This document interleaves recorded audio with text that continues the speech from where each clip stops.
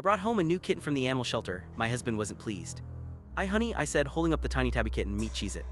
My husband Tom shooed away one of our other cats as he pulled off his work boots. "Jesus, Claire," he whined, "another one." "You should have seen him at the shelter," I explained. "He was saying, 'Take me home.'" With an exasperated sigh, Tom grabbed a beer from the refrigerator.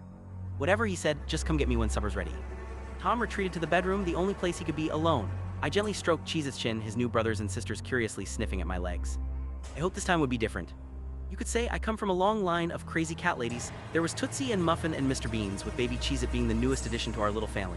I'd hoped they'd make Tom happy one day like they did for me. But that day seemed a long way off. We ate in silence, Tom's scowl growing grimmer with each hungry meow that rang out from beneath the table. "What's the matter?" I asked. "Nothing," he grunted, angrily spearing a chunk of salmon with his fork. He was a bad liar. "I'm sorry I didn't tell you," I began, but he looked like he needed a fam. "They aren't family," Tom spat forcefully, his eyes glued to his plate, "and you know it, asterisk." For a moment, I was too taken aback to speak. Tom had always wanted to be a father, but when he'd recently brought up the idea of children, I was forced to let him down. "I told you," I said, my voice trembling, "I can't have kids."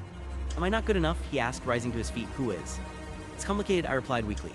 "Who needs a asterisk baby asterisk?" he shouted, seething as Cheez-It playfully sniffed a shoe. "When you have these things?" Tom violently kicked out as he turned for the door, the others hissing in fright as Cheez-It careened into a wall. I cradled him, sobbing as he howled with the pain of a shattered leg. When I returned from the emergency vet a few hours later, I'd made up my mind. Tom staggered and drunk at about 1 a.m., collapsing onto the sofa as if nothing had happened. "Hello, Tom," I whispered from behind seductively. "What do you want, Claire?" he groaned. "Is it about the fucking cat?" "No, I want to show you something."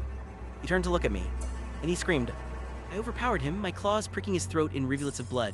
He sputtered incomprehensibly on the floor as my children gathered around to lap up the ichor. "Bite him," snarled Mr. Beans. "Dare him," yelled Tootsie and Muffin. "Break his bones," squeaked Cheez-It, bandaged in his carrier. Tom could only stare slack-jawed as my mouth began elongating into a feline muzzle. "What's the matter, honey?" I hissed, my yellow eyes burning into his. "Cat got your tongue."